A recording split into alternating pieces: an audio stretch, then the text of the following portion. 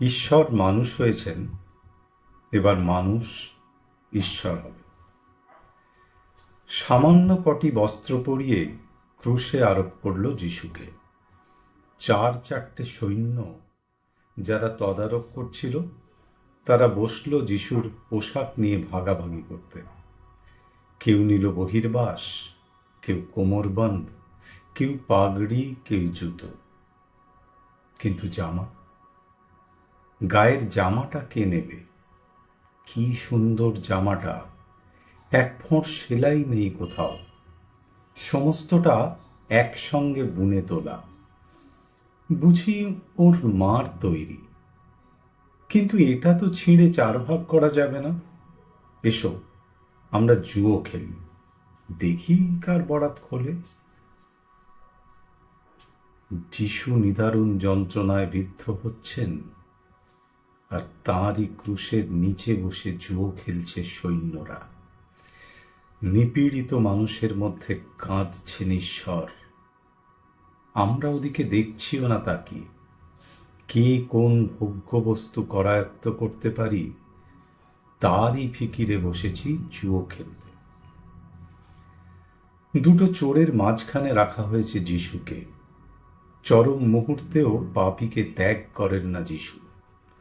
চরম মুহূর্তেও তিনি পাপীর প্রতিবেশী, একেবারে বাস্তব কাজটিতে। পাদ্রী পুরোহিত থেকে পথচারী সবাই গাল দিচ্ছে, কতই তো বলে বেড়াতে তুমি ভগবানের পুত্র, কই দেখি, নেমে এসো ক্রুশ থেকে, পুত্রত্ব দেখাও।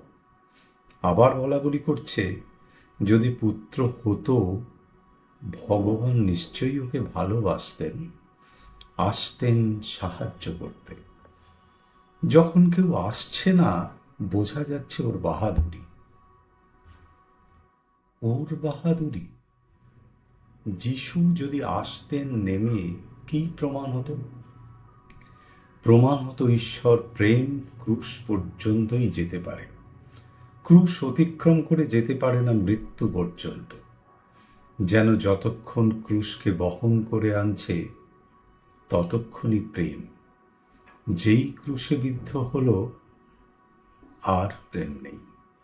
যেন প্রেমের কোথাও টানা যায় সীমারেখা, বলা যায় এতটুকু, এত দূর, এই অবধি। বাঁচলেই প্রেম, মারলে প্রেম নয়। এমন কি যন্ত্রণা আছে যা প্রেম বইতে পারে না? কি লাঞ্ছনা আছে যা পারে না ক্ষমা করতে? যিশু হঠাৎ আর্তনাদ করে উঠলেন, হে ঈশ্বর, আমাকে তুমি কেন ত্যাগ করলে? এ কান্না তো আমাদের কান্না, আমাদের নালিশ। যিশু যদি যন্ত্রণার মধ্যে প্রসন্ন হাসি মুখে বিদায় নিতেন নীরবে, আমাদের মনে হতো তিনি বুঝি আমাদের নন। ঈশ্বর হয়ে তিনিও ছেড়ে গেছেন আমাদের। তিনি আর্তনাদ না করলে আমাদের কান্নায় তাঁর কাঁদা হতো না, আমাদের রক্তে ঝরত না তাঁর বুকের রক্ত। মানুষ ঈশ্বরকে হত্যা করল, মানুষকে বাঁচিয়ে দিলেন ঈশ্বর। মানুষ ঈশ্বরকে দিল নশ্বরতা, ঈশ্বর মানুষকে দিলেন অমরত্ব।